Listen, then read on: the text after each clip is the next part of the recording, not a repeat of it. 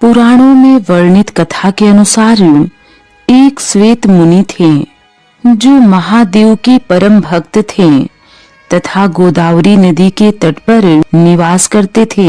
जब उनकी मृत्यु का वक्त आया तो यमदेव ने उनके प्राण हरने के लिए मृत्यु पास को भेजा, किंतु श्वेत मुनि अभी प्राण त्यागना नहीं चाहते थे, तो उन्होंने महामृत्युंजय का जप करना आरंभ कर दिया। जब मृत्यु पास श्वेत मुनि के आश्रम पहुँचे तो उन्होंने देखा कि आश्रम के बाहर भैरव बाबा पहरा दे रहे हैं। धर्म तथा दायित्व में बंधे होने की वजह से जैसे ही मृत्यु पास ने मुनि के प्राण हरने का प्रयास किया, तभी भैरव बाबा ने प्रहार करके मृत्यु पास को मूर्छित कर दिया। मृत्यु पास भूमि पर गिर पड़ा तथा उसकी मृत्यु हो गई। यह देखकर यमराज बहुत क्रोधित हो गए तथा खुद आकर भैरव बाबा को मृत्यु पास में बांध दिया।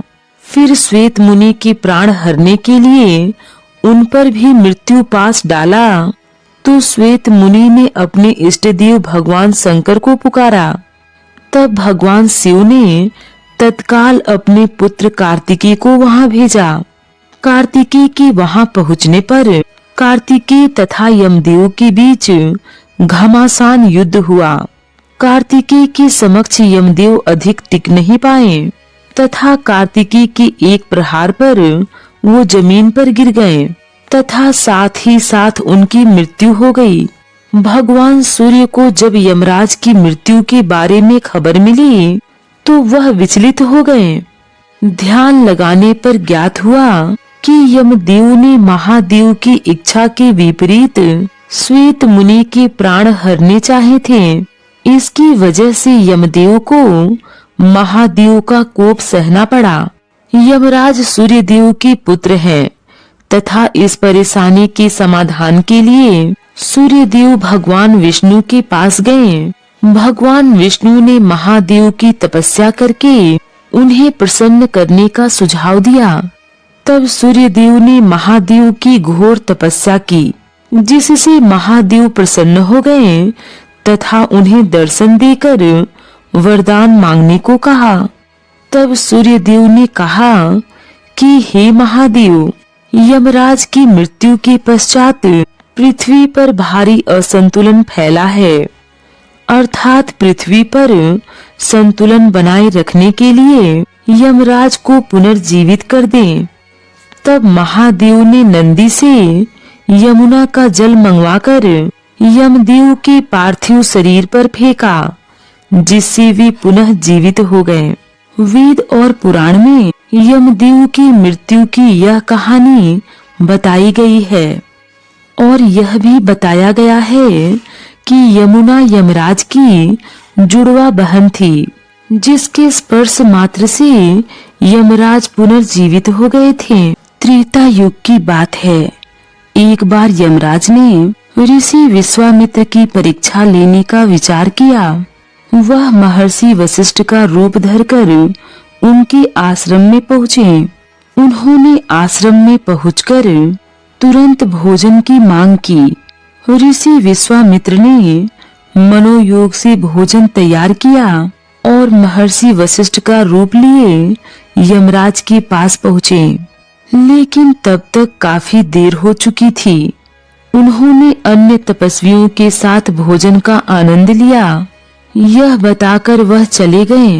लेकिन घर आए अतिथि की सेवा न कर पाने के कारण महर्षि विश्वामित्र उस भोजन को अपने हाथों से माथे पर रखकर वही मूर्तिमान हो गए।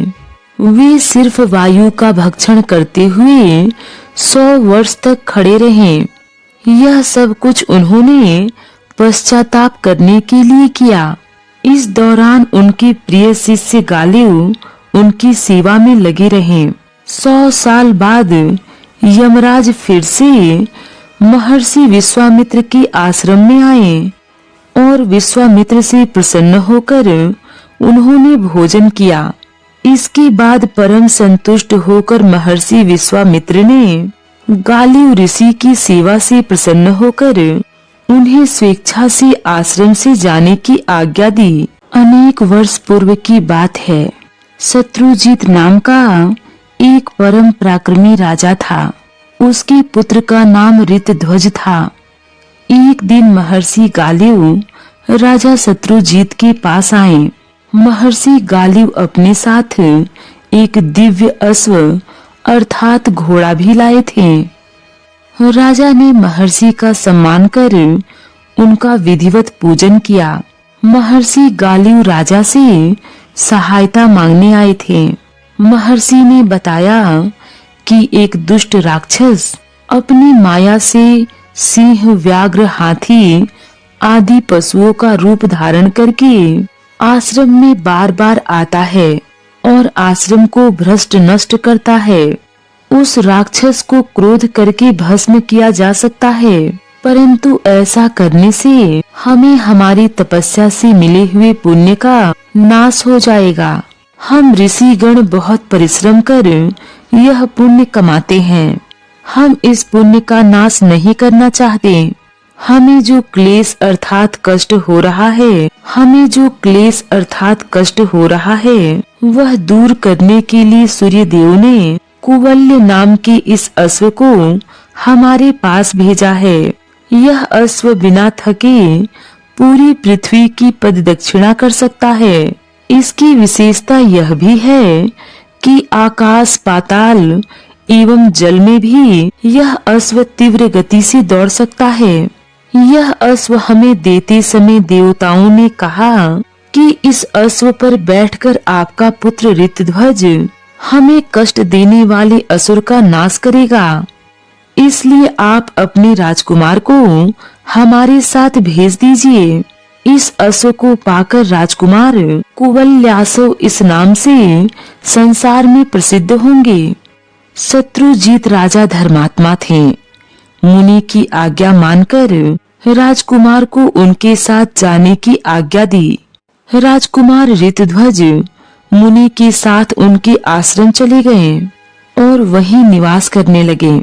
एक दिन आश्रम के मुनिगण सायंकाल के समय संध्या उपासना कर रहे थे। तभी सूकर का रूप धारण करके पाताल केतु नाम का एक दानव मुनियों को सताने आश्रम में आ पहुंचा। उसे देखते ही आश्रम में निवास करने वाले शिष्य शोर करने लगे। तभी राजकुमार ऋतध्वज अश्व पर सवार होकर उस दानव के पीछे दौड़े। राजकुमार ने अर्धचंद्र आकार की एक बाण से उस असुर को मारा। असुर घायल हो गया। अपने प्राण बचाने के लिए वह भागने लगा। राजकुमार भी उसके पीछे घोड़े पर दौड़ते रहे। असुर वनों में, पर्वतों और झाड़ियों में गया। असुर बड़े वेग से दौड़ रहा था। अंत में वह पृथ्वी की एक गड्ढे में कूद गया। राजकुमार भी उसके पीछे गड्ढे में कूद गए। वह पाताल लोक में जाने का मार्ग था। उस अंधकारपूर्ण मार्ग से राजकुमार पाताल पहुंच गए।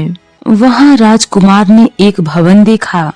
उस असुर को ढूंढने के लिए राजकुमार उस भवन में पहुंचा। वहां राजकुमार को एक कन्या दिखी। उस कन्या का नाम मदालसा था। वह गंधर्वों की राजा विश्वावसु की पुत्री थी। पाताल केतु ने स्वर्ग से मदालसा का हरण किया था। पाताल केतु की उससे विवाह करने की इच्छा थी। राजकुमार को पाताल केतु के इस विचार का पता लगा। तब राजकुमार ने दिव्यास्त्र का उपयोग करके पाताल केतु के साथ सभी असुरों का नाश कर दिया।